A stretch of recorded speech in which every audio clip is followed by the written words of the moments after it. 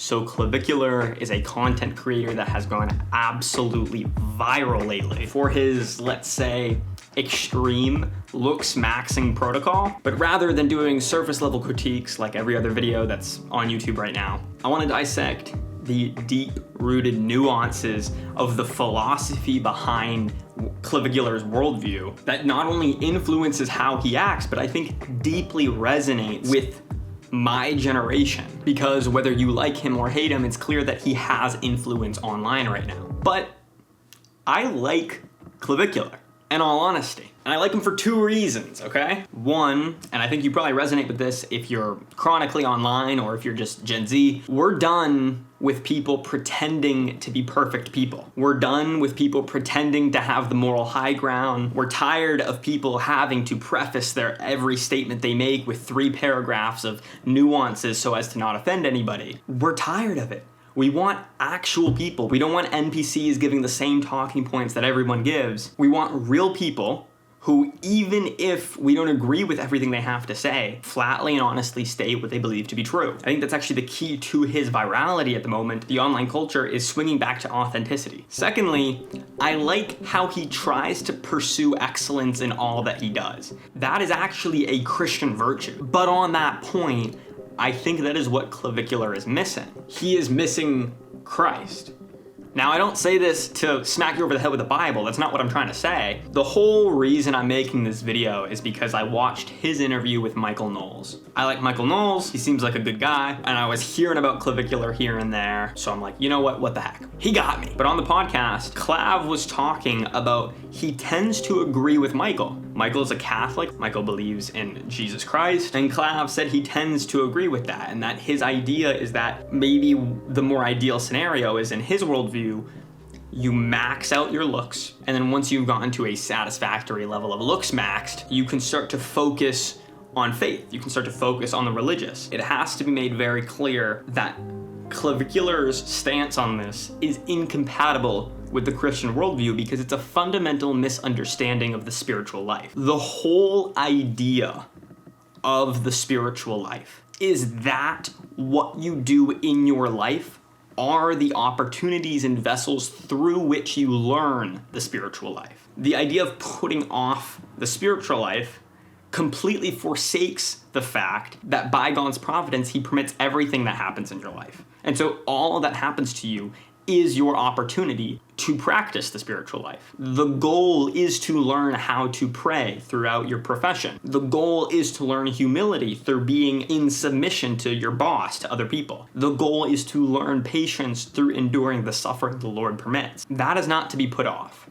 And so I think this is a fundamental misunderstanding. You can't put off the spiritual life for later. That is antithetical to the actual worldview. Additionally, tomorrow isn't promised, and it does seem like one missing aspect in Clavicular's worldview is the acknowledgement that he is going to die one day. Death is kind of the ultimate defeater, and it's frankly foolish to act in a way that is not in accordance with the fact that you are going to die.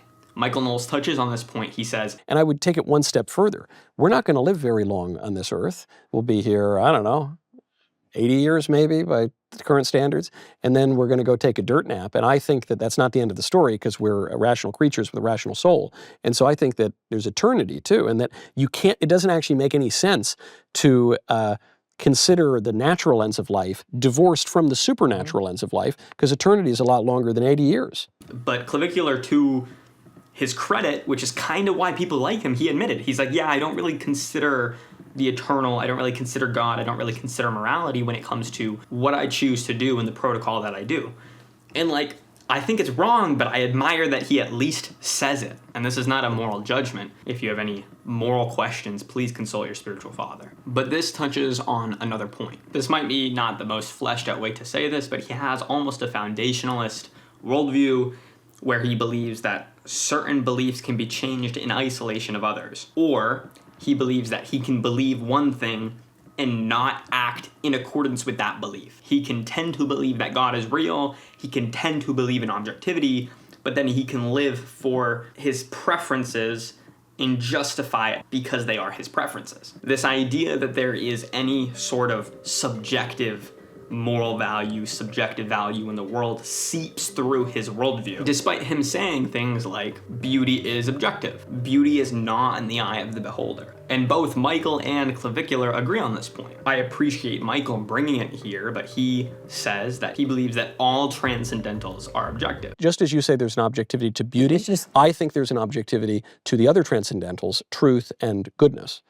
So that goodness is not just a subjective thing, you like chocolate, I like vanilla, but actually some things really are good, some things really are bad. And that is the crux of where the gap is in Clavicular's worldview. This is not necessarily a critique even. The reason I found it so interesting is because clearly it's resonating with people. I think we would be remiss to say that Clavicular is making no points at all and that he's a complete lunatic, because he's viral for a reason. Likeable, he's authentic, and I think maybe not the conclusions of his worldview, the lengths, like getting surgery on your jaw to look better, but the underlying, I want to pursue excellence in all things, even though life feels kind of meaningless, seems to resonate with our generation. However, in the same capacity that our generation is missing the truth that is objective, so is Clavicular. There is objective truth, and as a derivative, objective morality. What is good and what is right is not up for debate.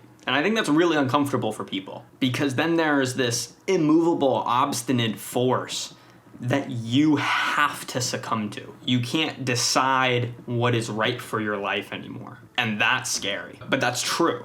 But that's real. Finally, I just want to rapid fire some other points that I thought were interesting. There's one point in the interview where he basically says he doesn't do Christian ethics because they're hard. The thing is, your subconscious tells you if someone is genetically disfortunate that they are lesser than you, and you have to kind of fight that if you're thinking in terms of like Christianity, to acknowledge them as an equal. So if you've got to go against like your biological instincts to have a belief system, it already kind of just makes it a little bit difficult. Yeah, but don't we do that in a whole host of ways? Like sometimes people drive me crazy and I kind of want to murder them. My biology or some fallen aspect of my nature urges me to murder them, or to go sleep with 100 other women who aren't my wife, or to eat 10 more cupcakes off the table. And I have to fight against that just as I fight against all sin. But what's easier, to convince every single person or in the United States to treat everyone equally based on looks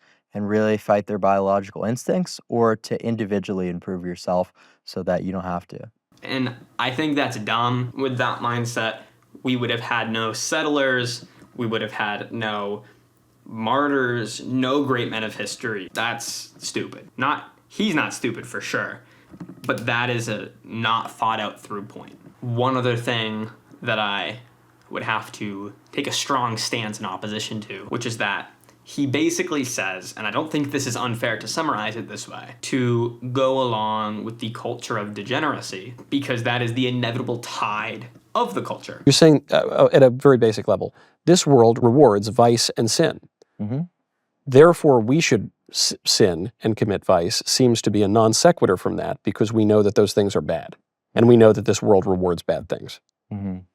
Yeah, I think that unless society was ready to rebuild, it's very much a cope to try to go against it and go against its ways. And that, again, is incompatible with the idea of the spiritual life. Jesus pretty explicitly makes it clear our plight is that we have to go against the world, and that the world will hate us, but we may take heart because he has overcome the world. He kind of submits how he chooses to live his life based on what society rewards, which I think is fundamentally weak. Understandable, the attitude of the youth, the spirit of the age, but weak. It's my mini philosophical breakdown of Clavicular. I still like him, though. And I think a lot of what he was saying, a lot of his philosophical underpinning for the way he acts is kind of similar, kind of resonates with a lot of my generation. That's why he's so popular. Someone who studies philosophy